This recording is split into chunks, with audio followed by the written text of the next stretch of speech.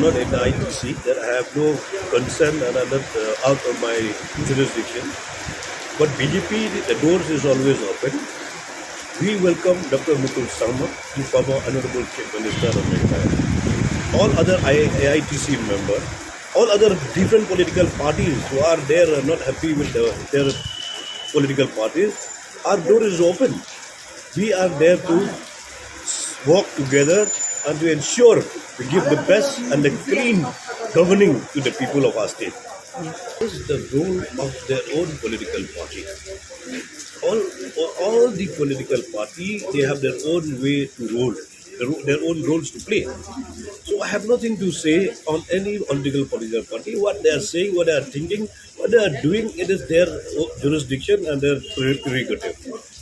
It's not my prerogative to say anything on other parties. It is, if you talk about the danger of BJP, I'd say it's a miles distance. So far, nobody has come to meet me. About this 5 Congress MLA.